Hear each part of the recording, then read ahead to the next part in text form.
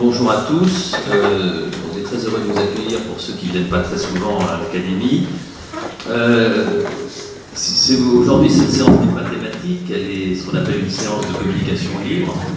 Je vous rappelle que pour devenir membre de l'Académie, il faut avoir présenté en principe 2 communications de l'Académie, et donc d'accueillir des communications libres. Il nous semble logique de poursuivre cette tradition qui est à côté des séances habituelles, qui sont des séances thématiques transversales.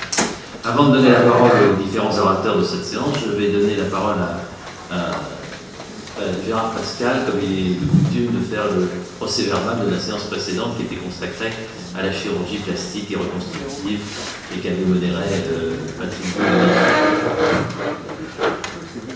Oui, bonjour. Donc la séance d'il y a 15 jours consacrée à la chirurgie plastique et reconstructrice, avec donc comme modérateur Patrick Boulet et Dominique Franco. Donc, premier orateur Jean-Paul Trouillon, reconstruction esthétique du nez. Comme vous le savez, la perte totale ou partielle du nez est un drame social. Sa reconstruction n'est pas toujours facile, elle se fait en 3 plans. Mais dans le cartilage, la peau et surtout une notion très importante qu'il nous a apprise, c'est la reconstruction donc, des sous-unités esthétiques du nez qui conditionnent donc le résultat esthétique. Question de Philippe Montupet, pour quel taux de tumeur ces destructions, c'est 80%. Qu'est-ce que le lambeau chinois? C'est un lambeau libre, en général prélevé sur l'avant-bras. Bernard Lebel, qu'en est-il des complications? Il s'agit essentiellement de la nécrose du lambeau frontal et des infections, mais celles-ci sont rares. Xavier Martin, y a-t-il un problème spécifique sur la reconstruction nasale post-réanimation? A priori, non. Deuxième publication, Christophe Lepage, l'hypophilie mammaire, création plus que reconstruction. C'est une alternative qui est peu morbide, dont les résultats sont stables et durables dans le temps, dont les indications sont les hypoplasies, les malformations et les reconstructions mammaires. La radiothérapie est une contre-indication et il n'y a pas de surveillance pour les cancers du sein. Questions et commentaires, il y a assez nombreux. Bernard Lebel, quid de la consistance après cette procédure? Elle est la même en fait que celle naturelle du sein. Albert-Claude Benamou, quels sont les avantages sur les prothèses? Eh bien, il n'y a pas d'incision et puis il n'y a pas les risques inhérents au corps étranger que sont les prothèses. Quels inconvénients? C'est trouver des zones donneuses et c'est une procédure qui est plus coûteuse et plus longue. Et ça rejoint donc le commentaire suivant de Claude Rouleau. Il faut bien informer sur la nécessité parfois de plusieurs procédures. Dominique Franco, y a-t-il un risque d'asymétrie? Il n'y en a pas si la prise de graisse est la même de chaque côté. Vladimir Mitz, c'est une procédure qui est très efficace pour les radiodermites. Philippe Montupet, y a-t-il des indications d'hypophilie après prothèse? La réponse est oui. Richard Abs, chirurgie des fesses. C'est donc le triomphe de la Carmen, la coupe Calbige. Voilà. Donc c'est le lipomodelage qui a actuellement le vent en poupe, à lui dire, car il se déplace, car il déplace la graisse non désirée là où elle est la bienvenue. Dominique Franco, quelle est la place pour les pathologies? Ce sont les hypotrophies après hématome. Quels sont les risques? L'injection de graisse doit être sous-cutanée. Elle est dangereuse en sous-musculaire, causant des risques majeurs et parfois mortels dans l'oligograisseuse. Christophe Lepage souligne le fait que les implants peuvent être positionnés sans difficulté, par contre en sous-musculaire. Albert-Claude Benamou, y a-t-il des indications de réduction fessière? Oui, pas à proprement parler sur les fesses, mais dans les zones périfessières, par exemple la culotte de cheval. Patrick Buy, traitement chirurgical des complications des produits injectables à visée esthétique. Donc ces complications sont de plus en plus nombreuses en raison de l'AMM de ces produits, ce qui peut quand même vraiment considérer un véritable problème de santé publique.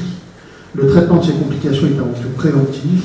Concernant les produits biodégradables, c'est la hyaluronidases. Pour les produits plus lentement dégradables, le traitement préférentiel est l'injection de graisse. Pour les produits permanents, pour vraiment la chirurgie difficile, c'est une chirurgie qui peut se faire qu'en plusieurs temps pour enlever ces corps étrangers et reconstituer les règles. Albert-Claude Benamou, quelle est la position des autorités vis-à-vis de l'AMM? La réponse est le laxisme. Dominique Franco, Ces complications de la chirurgie esthétique sont-elles chiffrées? Non, on sait qu'elles sont fréquentes, mais vu que ça se fait dans des petites entités un petit peu séparées, c'est difficile de corriger les résultats. Patrick Bouy, squelettisation du squelette facial, problème éminemment sociétal, donc pour meilleure intégration des transsexuels. C'est une chirurgie donc à la fois crânio-faciale et esthétique, que sont la génoplastie d'avancement et les ostéotomies mandibulaires, qui apportent plus de douleur, de douceur au squelette facial. Là encore, de nombreuses questions. Claude Rollo nous dit que la société, bien sûr, évolue et qu'il y a donc des indications de plus en plus fréquentes. Dominique Franco qui prend la décision du changement de sexe, c'est le juge. Xavier Martin, on va plus dans le sens homme-femme, car dans le cas inverse, il y a un problème de reconstruction de l'appareil urinaire. Jean-Brice Druon, quelle chronologie dans la transformation de l'appareil sexuel? Pour 3 quarts des cas, les patients sont d'abord opérés du sexe dans d'autres pays. Albert-Claude Benamou, quel est le suivi psychologique? En fait, le chirurgien répond d'emblée à une demande d'une équipe psychiatrique. Philippe Bontupet, quelle est la place pour le sexologue? En fait, il ne fait pas partie des réunions de concertation pluridisciplinaire. Enfin, Hubert Joannet, grâce à un long parcours de soins, les transsexuels sont sereins et socialement bien intégrés. Merci beaucoup. Est-ce qu'il y a des commentaires? Alors, il y en a déjà un, M. Lebel, qui a une grande expérience des transsexuels. Je ne sais pas si c'est personnel ou si c'est uniquement une lecture. Écoute, oui, c'est sûr que quand on voit que les transsexuels sont sereins et socialement bien intégrés, ceci mériterait sûrement de discuter, parce que dans l'expérience que j'ai eue, en particulier à Rennes, j'ai interrompu ce genre de chirurgie parce qu'on disait que les 2 tiers de ceux qui étaient transsexuels se donnaient ou à la drogue ou à la... Ils se le donnaient peut-être avant. Hein? Peut-être avant l'intervention. Non, mais aussi, c'était des gens qui avaient des vies extrêmement difficiles. Et finalement, l'idée de les opérer pour les mettre dans des situations encore plus difficiles ne me paraissait pas une bonne... Alors que, et je voudrais juste dire ça, pourquoi je m'étais intéressé à ce sujet?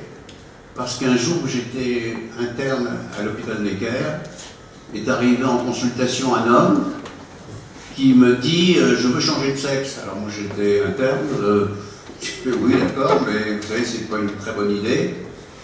Et j'étais de garde l'après-midi, il est arrivé avec un petit paquet, il s'était tranché le sexe. Donc je m'étais dit, alors en tant qu'interne, avec mon chef de clinique, on a réparé ça, non pas, on n'a pas fait de greffe, mais on a réparé pour qu'il puisse continuer. Et puis après, il a suivi un cycle.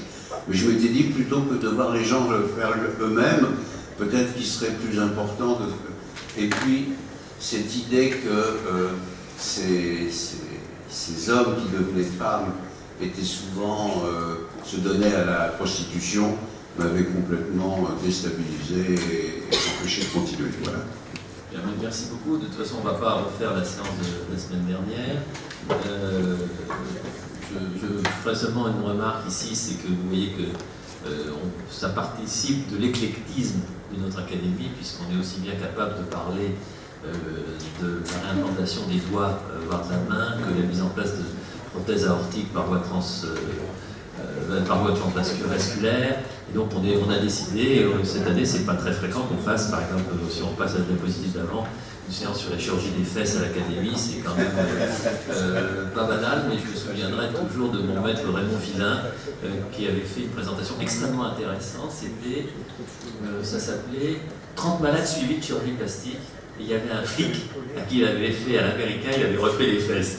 Et donc ça était resté. Donc finalement, cette chirurgie a sa place aussi à l'Académie, et c'est pour ça qu'on a fait cette séance. Je regrette que je n'ai pas pu être là pour des raisons personnelles, mais je crois que ça a été un succès. Et tous les gens qui ont participé, y compris les gens de la qualité de Dominique Franco, qui sont quand même les gens qui ont consacré leur vie à la chirurgie extrêmement sophistiquée dans le foie, ont vu que la chirurgie du nez, des fesses, voire des seins et des transsexués était une chirurgie aussi intéressante.